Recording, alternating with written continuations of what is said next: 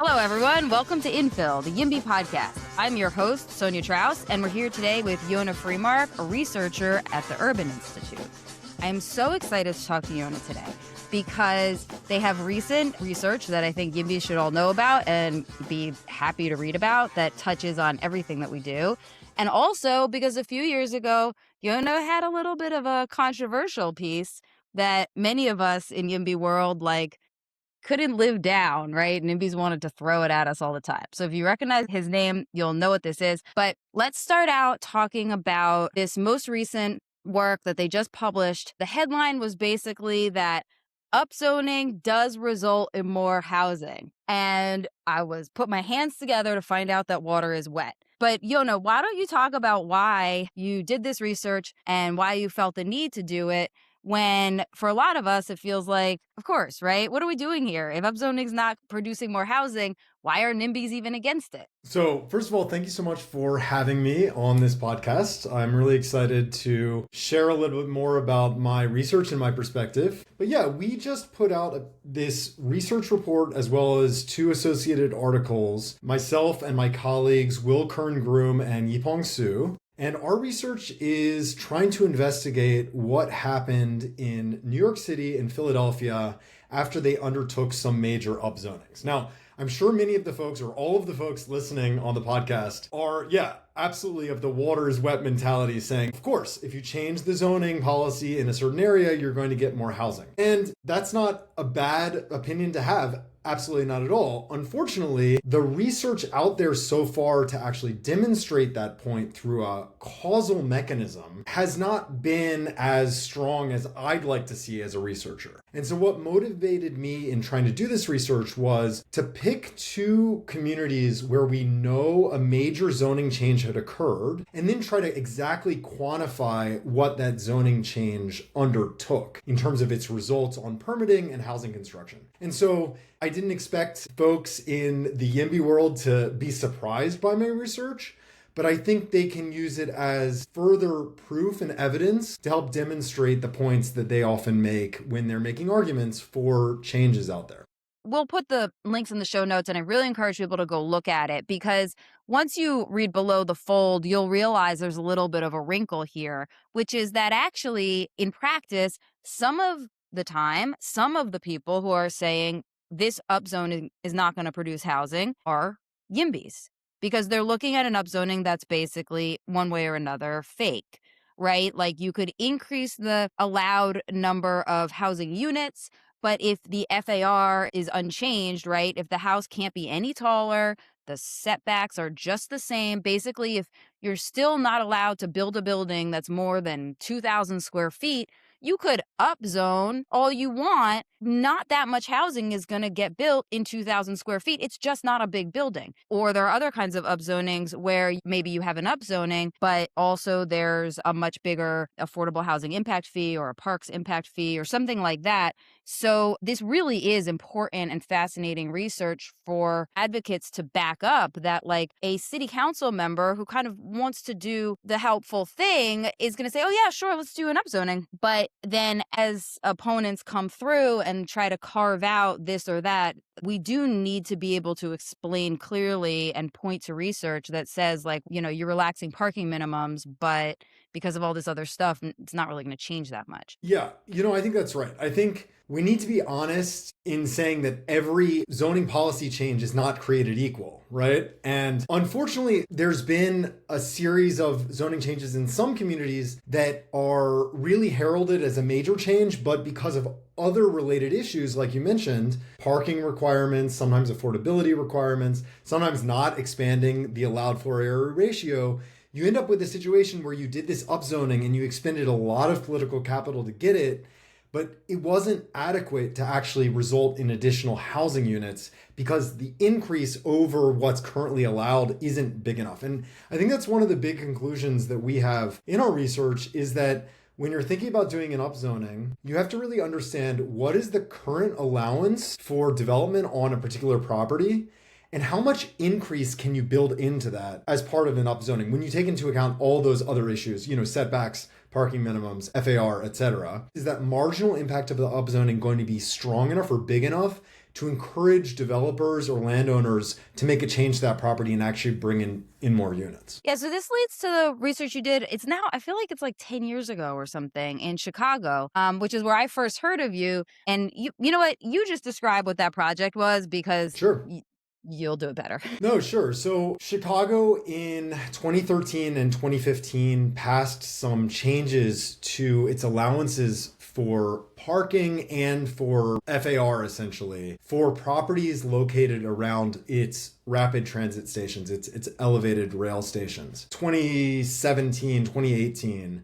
I was really interested in trying to identify the degree to which those changes had resulted in new construction. And just to provide a little background on my perspective, I fully thought I was going to find that there was a major impact of those changes. Now, what I did find was, number one, that there had not been, in the years that I examined, a significant change in housing construction. And second of all, that there was an increase in property values. Now, my perspective was that this tells us a nuanced story that is complicated. But, I think when you're trying to run a political campaign or trying to make change in your community, having a nuanced story isn't always super helpful. But my conclusions in retrospect about that study are as follows. So number one, I think that the Chicago changes were actually not as dramatic as some of the changes we've studied more recently. So for example, the changes we studied in New York City and Philadelphia just now, in some cases, doubled or tripled the allowed FAR. Okay, so vast increases in allowed density on properties. And the results were quite dramatic in terms of allowing additional housing units to be built. In Chicago, we were talking about, a 15% increase in allowed density. Second, the Chicago changes maintained some discretionary elements in the planning review process and didn't enable the sort of by right development that we're now seeing throughout the country is really necessary to make these kind of changes potent. And so I think some of that process element at the time didn't feel as important, but now in retrospect, feels like that's a key element to the story. The third issue is that I was studying a relatively short period after the zoning change in Chicago. I think the reality is that zoning changes sometimes take time. It's not always the case. In some cases, like in New York City, we found a very substantial, very quick change because of a specific environment in New York City that worked well for that. But I think there are other situations in other parts of the country where you can make a change and sometimes you have to wait for the market to catch up to say, hey, we want to actually build there. And rezoning and waiting a few years is not a terrible thing. It just means things take time. And then the last sort of retrospective story that I think is important about the Chicago change is that the fact that I found that there was an increase in property values, I think made a lot of opponents to upzoning feel like that was a problem.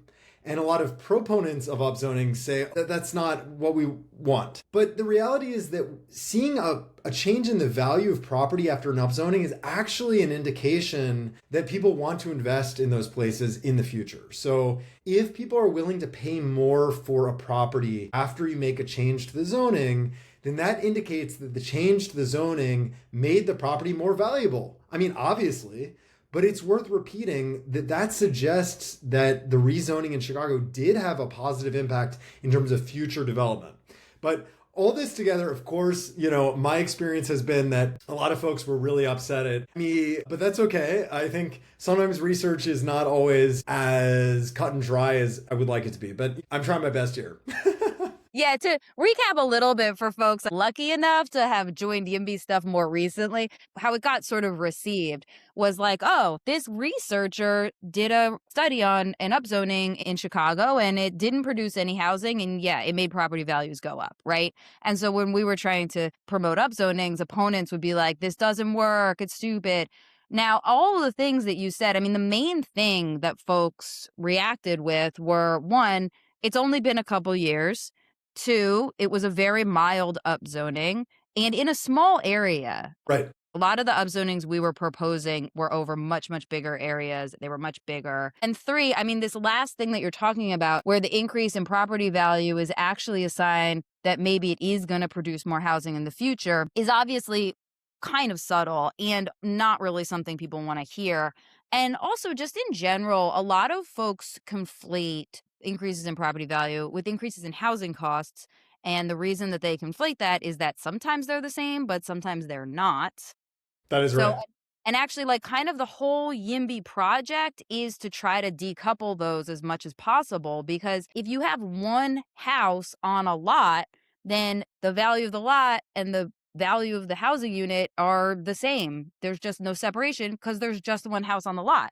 But if you are allowed to have 2 or 3 or 4 or 17 or 50 houses on a lot, then you can have property values go up. They will definitely go up, and the cost to actually live in that place go down because you're making more efficient use of the land. I think that's right. And, I think one thing that is worth emphasizing here is that in both my study of Chicago and a similar study that was done in Minneapolis, there was a similar finding about this increase in values. But interestingly, in both cases, the increase in value was far more significant in parcels that were vacant or underutilized. When you're producing a study where you're trying to take an average effect, it looks like, oh my God, the property values went up. That's scary. But the reality is that the biggest effect are going to be on those properties that are ripe for redevelopment, that are properties where you're actually going to build something.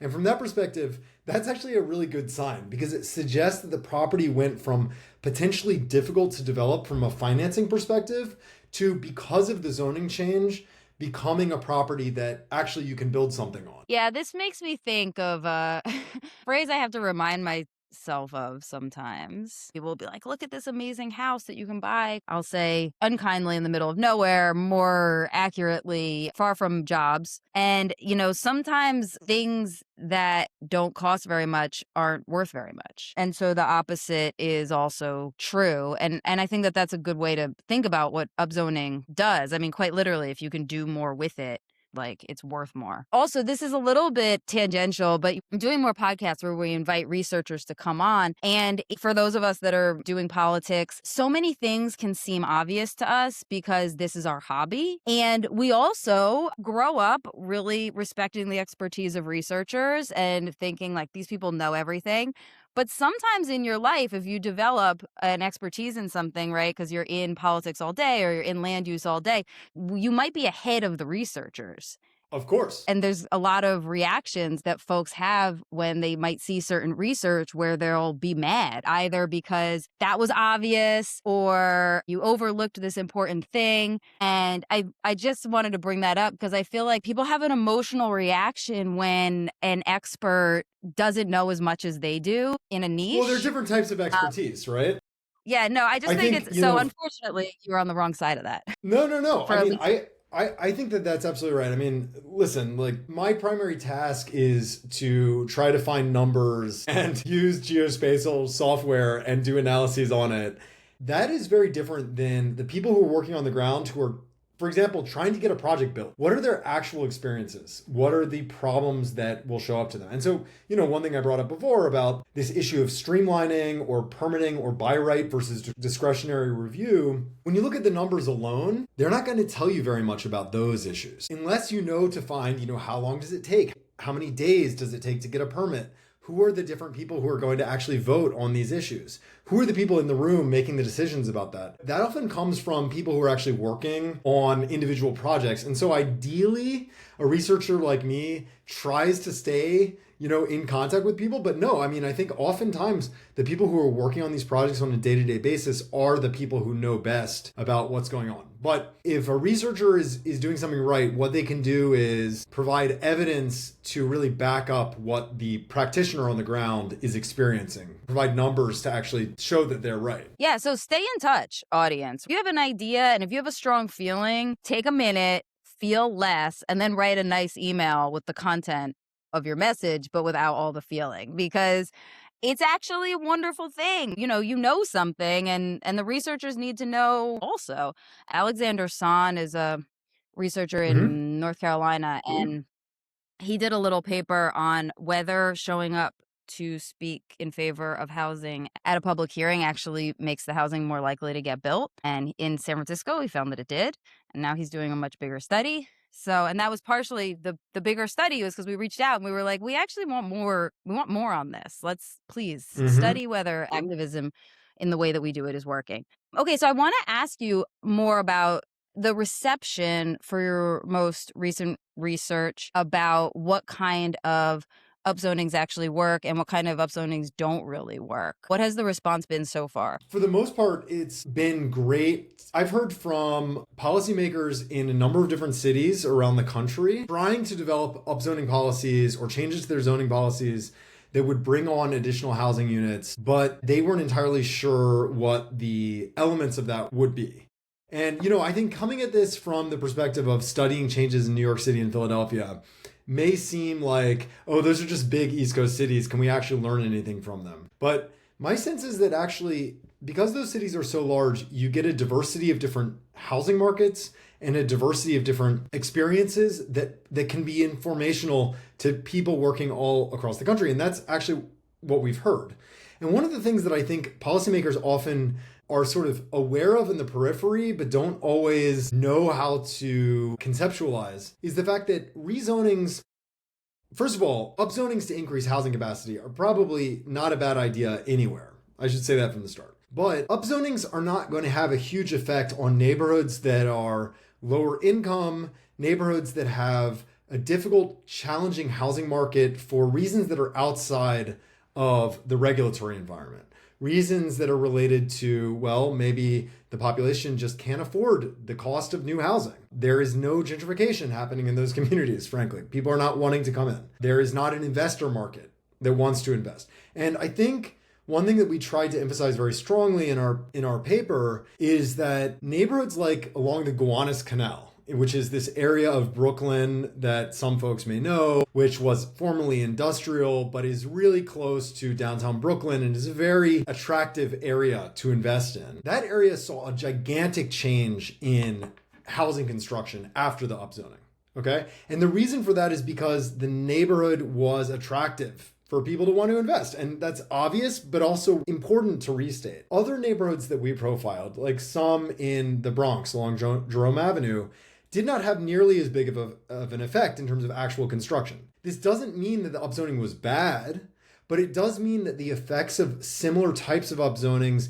may be different in different types of communities. And I think that's something that a lot of practitioners need to understand as they're helping people think about what kind of expectations they should have about an upzoning. You could upzone an entire city. That does not mean there will be new housing in every block in that city. Practitioners, I think, generally know that, but having the evidence to actually pull that in to say like, hey, like realistically, we're likely to see this in the sort of higher income neighborhoods and downtown neighborhoods and places like that. Those are the places where this type of upzoning is likeliest to have the biggest effect.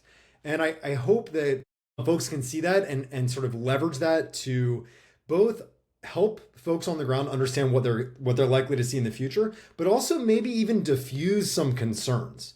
Because in some cases, I hear about lower income communities getting really worried that an upzoning will transform their community for the worse and make it impossible to afford living in those places, right? Because they say, if there's an upzoning in this community, there's going to be new housing, and then I'm not going to be able to live there. The reality is, we live in America where there's a lot of segregation and there's a lot of reality where folks are just not going to come into a lot of the lower income communities, even if there's an upzoning. And so I think we need to be realistic about that, about the fact that housing change takes time and it takes different amounts of time in different types of community. Yeah, there is definitely a kind of cargo culting hope. I mean, I grew up in Philadelphia and it's now much more economically healthy, but I was born in 1981 and things sort of started to turn around in 1995, but that's only obvious in retrospect.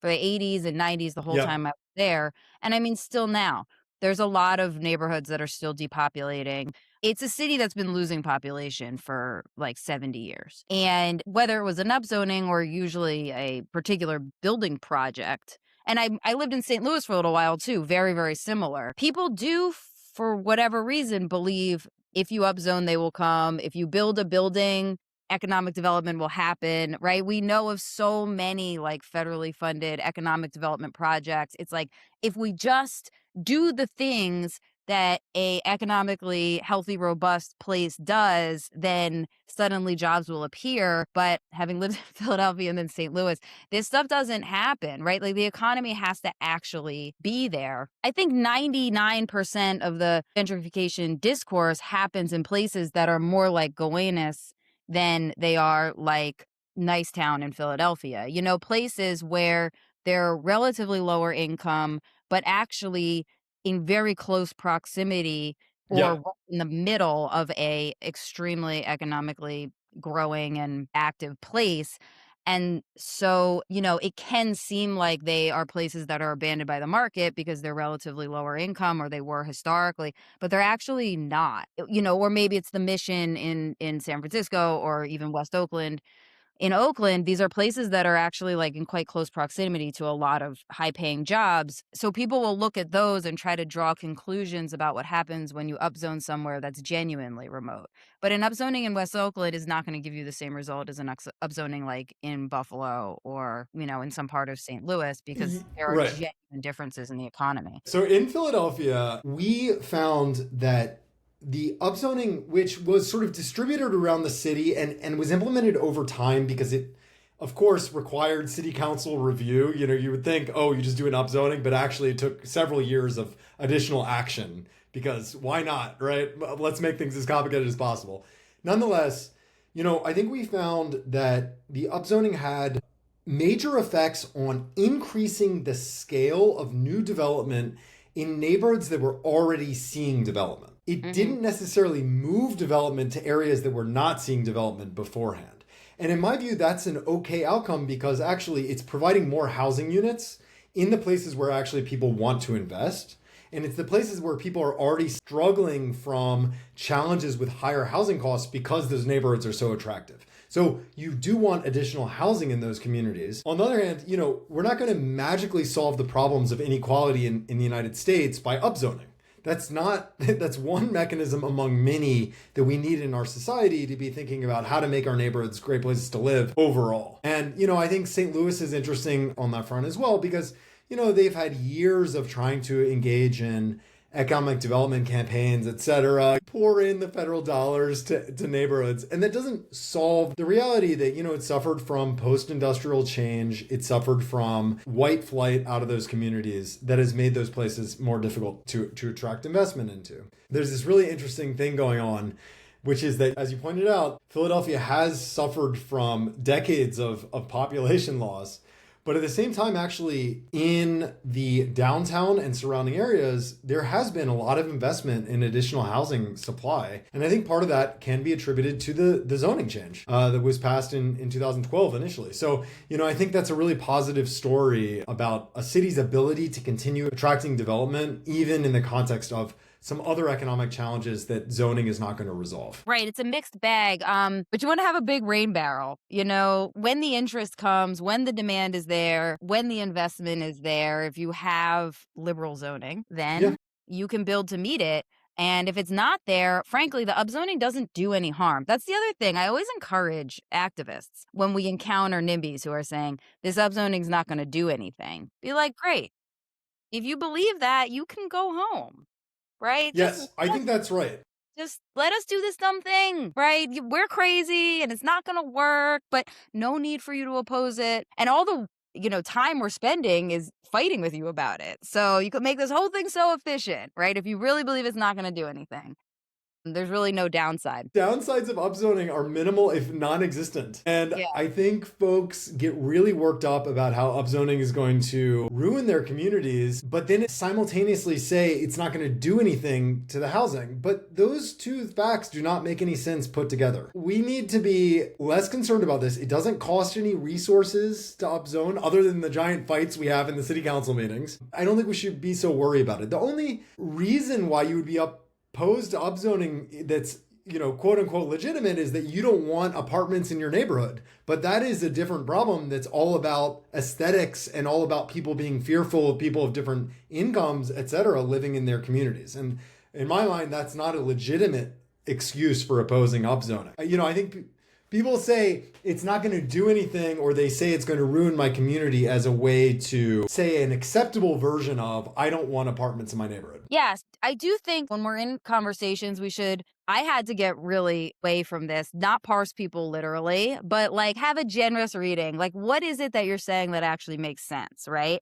And so I think there's some ellipses there where it's like when they say it's not going to do anything, what they're trying to say is that it's not going to actually improve affordability and it's going to ruin my neighborhood. So they know it'll do something, right? It'll cause more buildings to be built and everybody's actually on the same page. And that was what was funny a little bit about the Michael Storper article. He's been doing these studies forever, but not that Yeah. long ago, they did another one. And his claim was so funny, right? The kind of overall thing was like, it doesn't do anything. But then it was that they do cause more building. The more building does cause median rents to go down. So, okay. Oh my gosh, we're all on the same page. That's great. All done. But he says the amount it goes down, it doesn't matter for people. And I was like, well, that's a pretty strong claim. Like, if rents go down 10%, people like to have Yeah, money. Like, I don't understand. Listen, if this were a cost effectiveness question, like, oh, I spent $10 on upzoning, how much affordability do I get in exchange? Then I might say, okay, well, let's have that discussion. But upzoning again doesn't cost any money. So I don't understand. If we know that it can reduce housing costs in some cases, I don't understand why we would be opposed to it in that way. If we can't demonstrate that it increases the costs of a specific unit or a specific house in a way that makes people unable to afford in a neighborhood, then I don't understand the logic to opposing it. We can have a discussion about just how effective is it in every case, but again, we're comparing it against zero cost expenditure. So what's the negative here, in my view? yeah, and it's very cavalier to just say reducing your rent by 10% just doesn't matter. I mean, I think for a Yeah. lot of people, it does actually matter. It does, it can be the Well, and difference. frankly, that 10% may allow somebody who previously would have said, that neighborhood is too expensive for me to live in, to be able to go live in the neighborhood where they want to live. And frankly, people should live in the neighborhoods where they want to live. That's the ideal outcome. And that 10% may not affect everybody, but if it affects 100 families, great. Now they can move into the places where they want to live. Yeah, and you know what else? Looking at the median can obscure a little bit what's really going on. Yes. Because we can actually construct a very believable scenario where, as individuals, many, many dozens or many hundreds or thousands of people experience a neighborhood as getting affordable for them and they are able to move into it. And the median could be basically unchanged. Because if you have, Yes. you have some range of apartments and you have some super expensive $4,000 a month and you have some, 1,500 and then you have all these guys in the middle, they're $2,500 a month and more housing is built, like there might have been, say, only 50 apartments at 2,500, but there's 100 people that want those apartments. That 51st person isn't going to see a $2,500 apartment on the market anymore. They're going to see one that's $275 and they're saying, I can't afford that. But as more housing is added, now something comes on the market in their price range and they're like, ooh, great, I'm going to get it. If there's a lot of people like them, then the median's not going to go down. They're just going to snap up the apartments at $2,500, which is what they can afford. I think it's absolutely right. And frankly, one of the challenges with the type of research that I do is that when you're trying to assess this sort of individual outcome from a specific policy, typically what you're going to do is take the average of change that has been controlled for other factors and then look at the sort of margin of error around that average and say, is that different from zero, right? The problem is that and that's going to be a number, okay? And that number could mean something, but it's going to be the average. The reality is that people experience change in a distribution. One thing that I try to do, but don't always succeed at, is try to explain that distribution and think about what that distribution tells us about different people's experience. Ideally, researchers can try to incorporate that more into their work, but it's not going to be the top line number, It seems to me that obviously the median rent, that's important. It's what everybody looks at. But as people are experiencing it, like the standard deviation of rents should also be quite important. And that seems to be something that's really different between New York and, say, San Francisco, where your median one-bedroom apartment is $3,000 a month. And that means for like 90% of apartments, it's 2,500 to 3,500. And that's kind of it. Like everything's clustered around the median. But in New York, like although the median is really quite high, there are a lot of down market options. So is this something that comes up in affordability like research or reporting? Ideally, we can use data at the individual level, right? We want to know what kind of housing costs does the individual experience and how is that compared to their income or wealth. This is hard to measure because we typically don't have those individual levels of data except for in these zones of about 250,000 people in the census data. So census has micro data, but we don't know the exact location of those individuals and they are samples. So we have essentially for each 250,000 people area in the country, we can identify micro data related to each household's experience. And then we can say, what kind of affordability challenges are they receiving? But we are unable to say, at this individual block, what are people experiencing? And how does that compare with the other supports they get? For example, rent stabilization, some people have vouchers, other people have wealth from their family, etc. Like those things all factor into housing costs and affordability. And frankly, right now we're only at the beginning of more detailed assessments of affordability because I think you're absolutely right. We tend to fall into the challenge of just assessing overall, median housing costs, median rent as the best indicators for saying whether housing is expensive or not.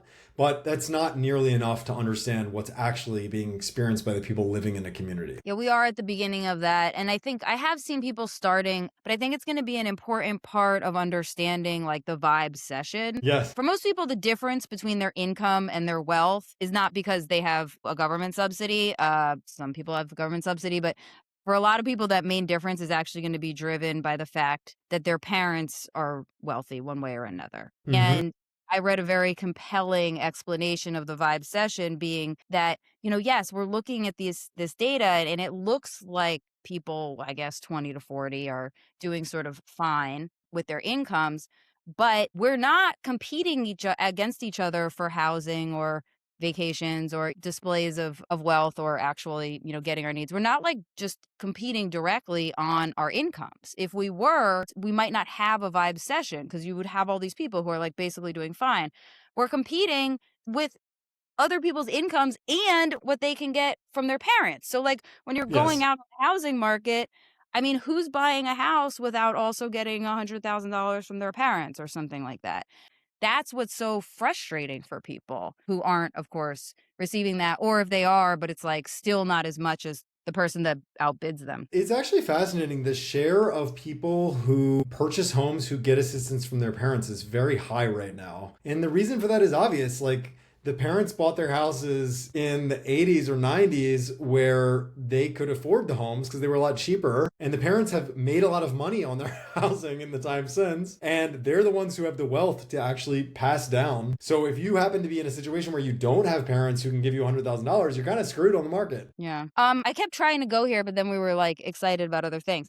Okay, so when we're talking to folks and they're saying, "Oh, it's not going to work," but also it's going to make a change. The generous interpretation, right, is maybe you will build more housing, but it won't decrease rents. And I sort of was talking about the worst example of this, someone like Michael Storper, who's actually like with us, like it in a way, right? It does increase housing, it does reduce rents, but it's only $50 a month, or it's only, 10% less. And I think he's very dismissive of the fact that that amount could make a difference for people, but then also that's an average. Right. There are going to be some people who benefit a lot more. And that if you have data that's aggregating and it's showing that there's a benefit, even if it's like on average small, if there's a benefit, if rents are going down, then that's the direction you want. And so it's a policy that is worth pursuing because it is getting the outcome you want. It's very facile to just say that it's not enough, it's too small. So for Michael Storper, he doesn't care. But there is another kind of angle, being more generous, which is that for a lot of folks, like the mechanism of how newer, which is maybe more expensive, maybe not, but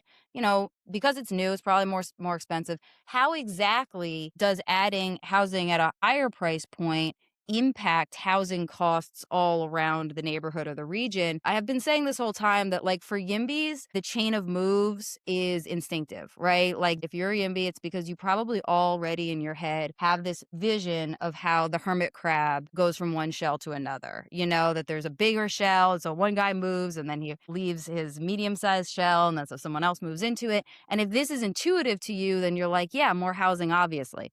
But for whatever reason, not everybody has this vision. And so it's been extremely helpful, I think, to have research that really starts to lay out, like, how exactly adding more housing is impacting vacancies in the rest of the area, in the neighborhood or the city. And therefore, higher vacancies lead to lower rents, more affordability. Yeah, what have you guys found about that? It's worth emphasizing that the impacts of upzoning are different in a neighborhood versus a city versus a metropolitan area, right? You can have a situation where an upzoning produces a increase in the number of market rate housing units that are produced in a particular neighborhood, which can actually make the median rent or housing cost in those neighborhoods higher than it was before. And you may say, okay, well, is that a failure of the policy? And my response is twofold. Number one, the quality of those new units is higher than whatever the surrounding neighborhood was before. Often there were very few units there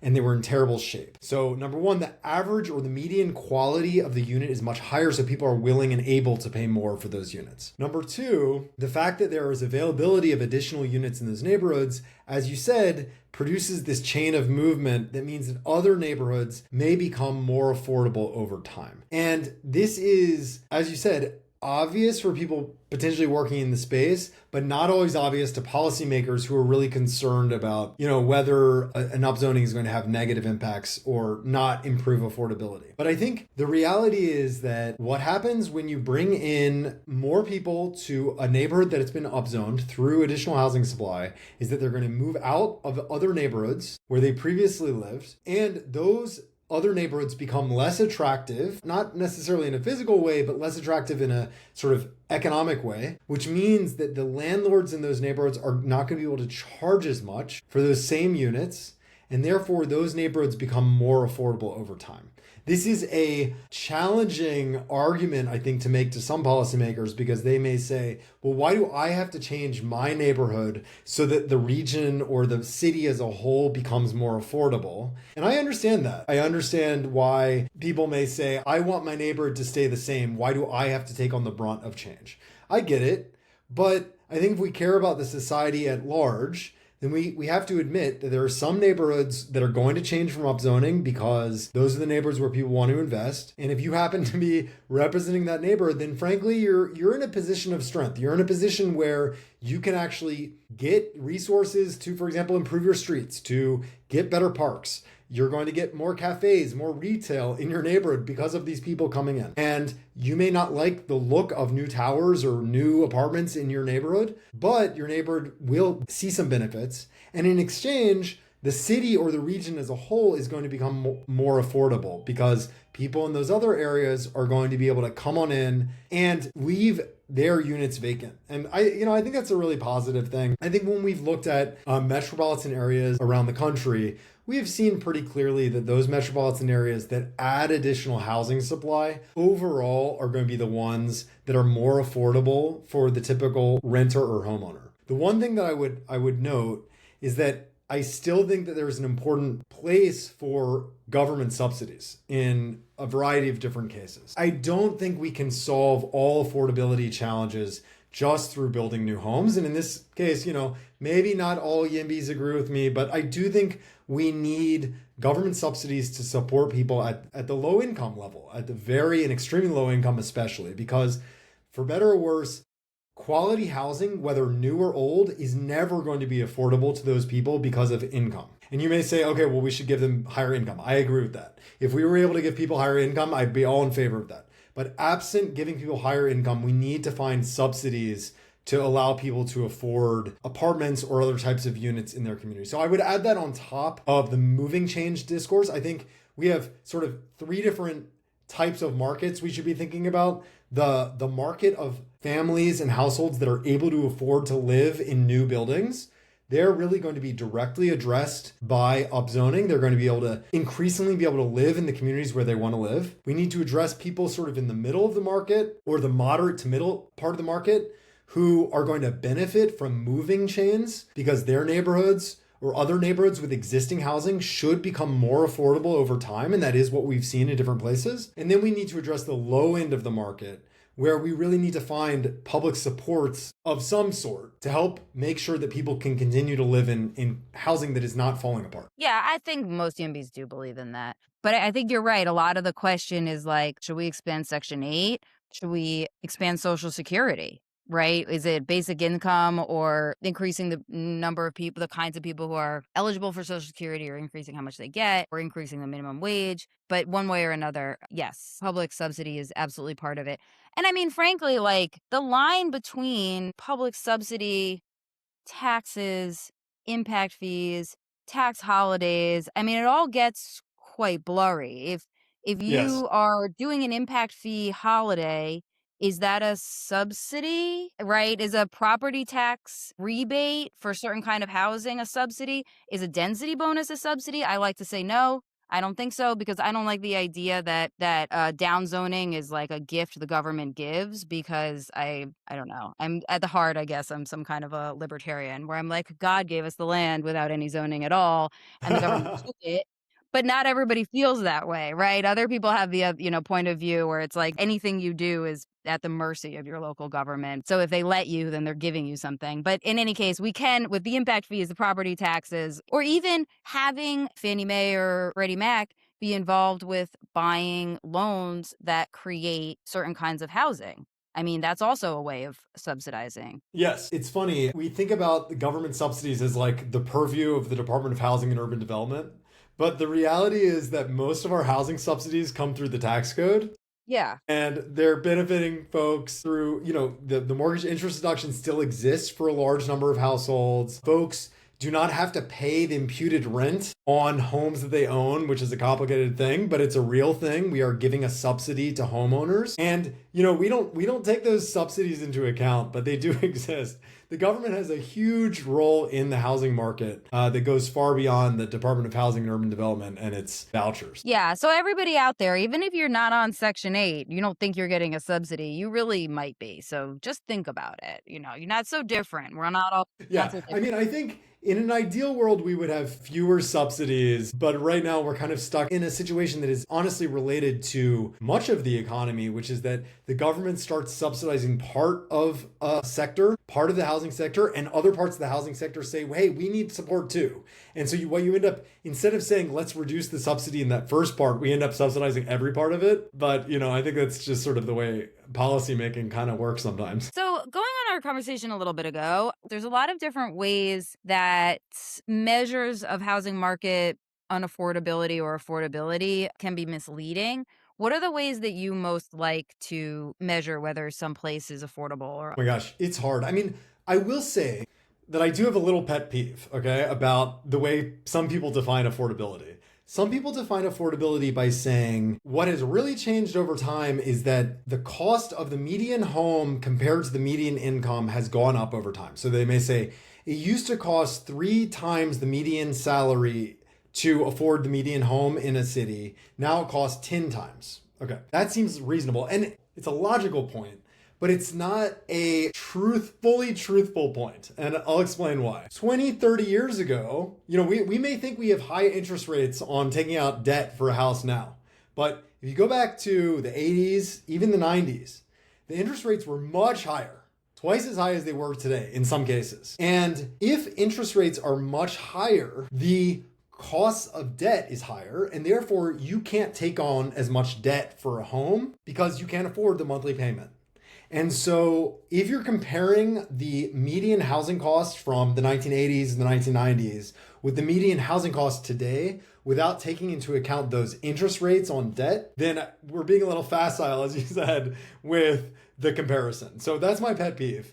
I prefer not to use that particular indicator for that reason. That said, one thing I do like to do is try to calculate what a typical person's monthly payment would be at the current interest rates on a typical home in a neighborhood and compare that with how much take-home pay they get. So it's to say, in this particular neighborhood, let's say the take home pay is $3,000 a month after taxes. If that were your take home pay, how much of that could you then spend on housing? Well, about $1,500 to $2,000 maybe would be the max, but down to $1,000 would be the minimum. This is the post-tax take home pay. I think making that comparison at the neighborhood level is really revealing, and then making the same comparison at the metropolitan level can tell us two different stories. And let me just give you some examples of why that is. So I do a lot of research in Chicago, as we've discussed. I'm currently doing some research with an organization called Metropolitan Planning Council.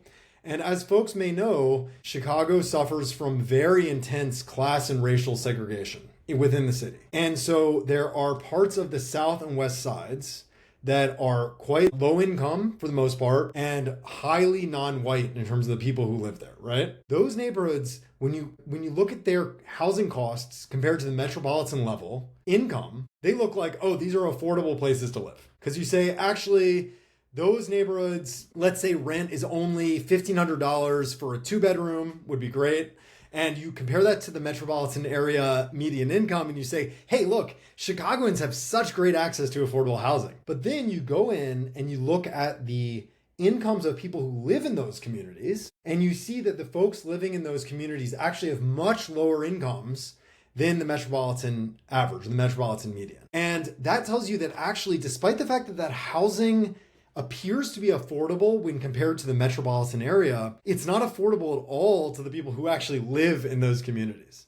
And I think we need to be making those sort of double geography assessments throughout our nation to be able to tell us two stories. One is, can people who live in a neighborhood afford to live in the neighborhood that they live in? Or are people, frankly, spending too much on housing and they need something, whether it's additional housing through upzoning, government subsidies, or something else? The second is, can people who live elsewhere move into your neighborhood if they wanted to? And those two questions do not necessarily have the same answer. So interestingly, on much of the north side of Chicago, you'll see that the folks who live there actually aren't paying more than their current incomes for the median person. So people can afford to live there. But people who live on much of the rest of the metropolitan area, like people who live in the south and west sides, cannot afford to live there at all. And so I think we need to be making those comparisons. And that's kind of my ideal way to be thinking about housing affordability, is thinking about neighborhood versus metropolitan area, both in terms of the housing stock and in terms of the households themselves. It's such a smart guy answer because it doesn't really give us like a super easy, like number go up, number go down. Yeah. No, but it does. It reminds me a long time ago, I looking at some HUD data set and I was like, oh, okay, great. You know, I'm going to make some charts and I'm going to see what percentage of the population is basically rent burdened. And I was like, so obviously San Francisco is going to be really high and I'm going to compare it to Baltimore. It's going to be really low. I mean, you know where this is going to go exactly for the reasons you're talking about. It was like 80% of Baltimore was rent burdened and, 15% of San Francisco. And I was like, but it does such violence to like my impression, right? Because you go on Craigslist in each of these places, and numbers are so different. But, in San Francisco, there's a lot of rich people. Rents are high and people are rich. And the other thing, too, actually, in San Francisco is we have a lot of rent control. And so there are actually, I thought this is where you were going to go with the median person affording the median house, is that the median house is the house that's on the market, but the median person lives somewhere. And so Absolutely, yeah. Yeah. So it's a real. No, I think that's actually a huge issue. And I will add, it's not just that. We have a fundamental problem of housing data, like housing cost data is not so great. So we have the census data that has huge margins of error, and the degree to which we can trust it is kind of unclear at the moment. Then we have data from places like Zillow, which is wonderful, but it only captures a portion of the market because not everybody lists their home on Zillow, particularly at the sort of lower edge of the market. And so we are not getting a full perspective of what's going on. We need more information there to actually understand what's the distribution of people's experience. What other supports, you mentioned rent stabilization. Absolutely. It's a huge factor in a few cities. San Francisco, New York, maybe not in a lot of other cities, but in those cities, absolutely. And we know hardly anything about how that's impacting our median costs. Right. Over the whole country, rent control is rare. But even without rent control, I do think people in existing tenancies pay a little less than they would Mhm. otherwise. Just to give an example, I mean, I live in Washington, D.C. I'm not in a rent stabilized apartment, but I know my landlord, and he hasn't, probably shouldn't say this on a public thing, but Yeah. he has not increased my rent at the rate of the neighborhood. But that is not showing up on any database because he's not listing my apartment year to year on any database. And so, that's a positive story, but my experience is not being distributed or understood.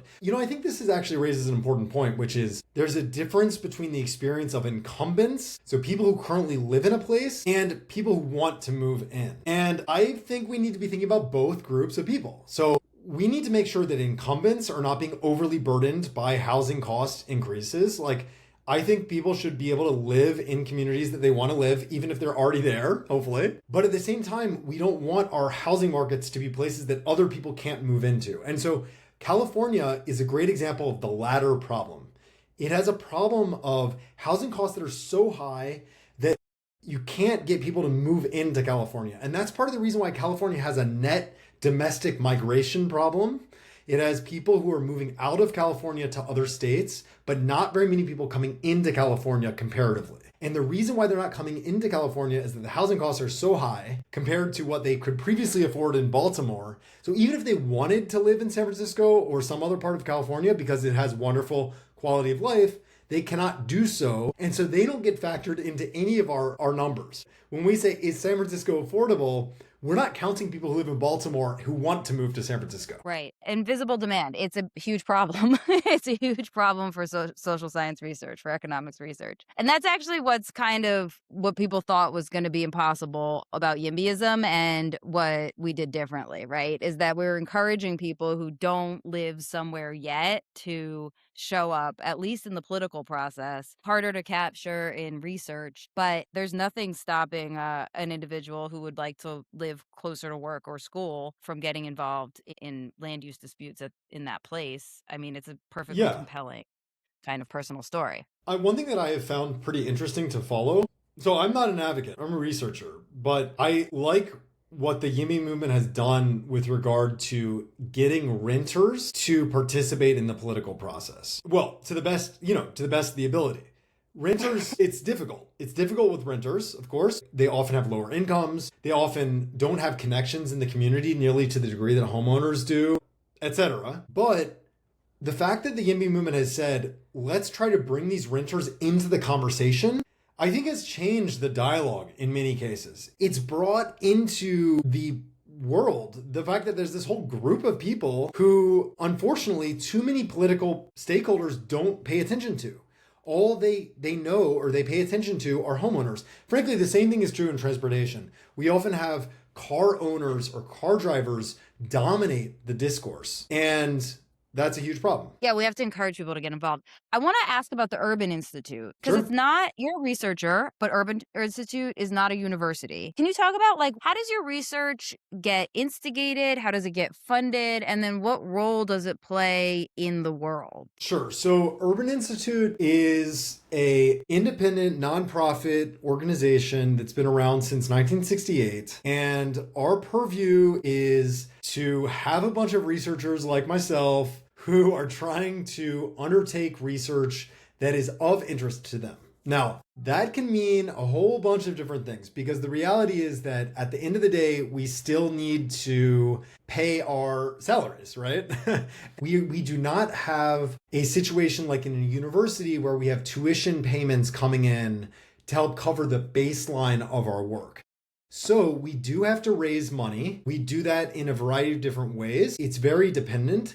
But ideally, the research that we do is interesting to us, and we try to identify a funder who might be interested in supporting our research. So let me just give you some examples of my own work on that front. I did a large project that was funded by the State of Washington Joint Transportation Committee. That's a sort of part of the state legislature. And I did that project in response to a request for proposals from them about transit-oriented development. And so I'm very interested in transit-oriented development. And this gave me an opportunity to do that research and have funding to support the work that we were doing on that front. So that's an example of a project that was funded by a government. We have some examples of those. We also have projects that are funded by foundations. For example, I do work on federal infrastructure costs that are covered by the Melville Charitable Trust, which is a large foundation. And so that work is basically,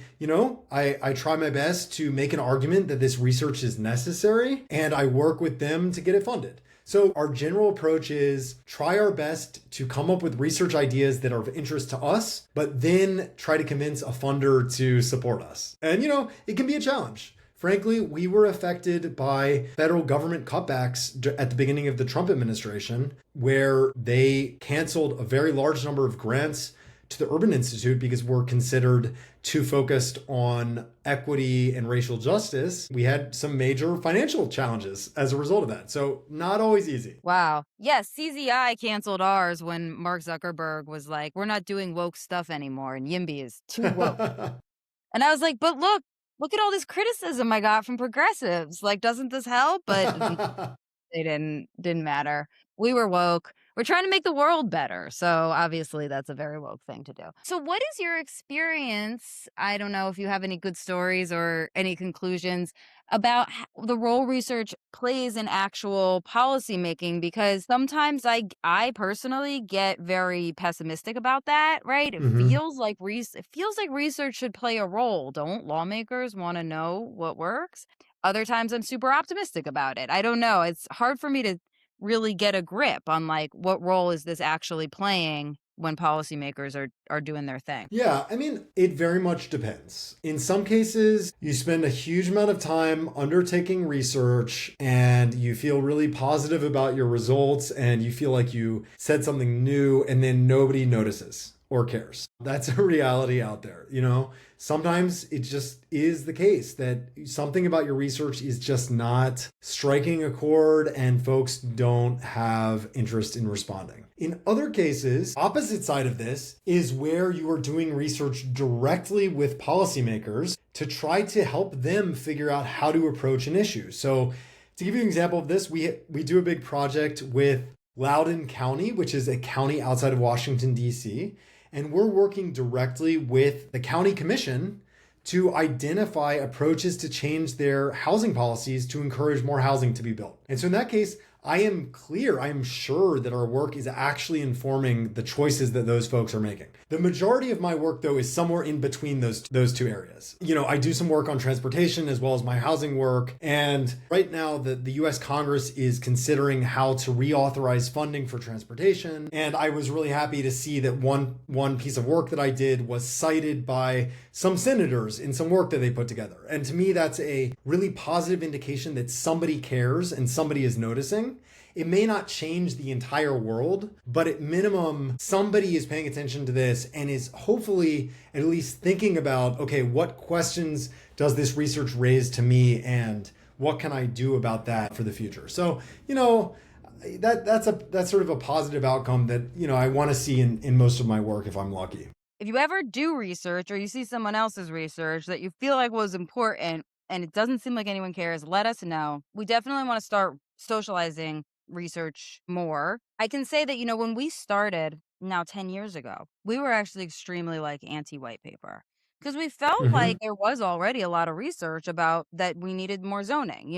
We definitely came onto the scene feeling like so-called elite opinion was already pro-upzoning and that what we needed was to disseminate this or really to find the existing residents, renters and homeowners, whoever, who already wanted upzoning and get them more active and more vocal and let them know that it's worth actually engaging and that they're not the only person they know who wants more upzoning. But we've had a lot of success with that. I mean, when we started, obviously, if somebody was pro-development, there really was no group for them to join. But now there is, and we're turning back again to the research, partially because although the outlines of the concept that, yes, you should upzone the high demand areas to increase economic growth and to increase integration, although those were pretty well defined, some of this other stuff we were talking about, like what kinds of zonings specifically can increase housing production. How exactly does it work?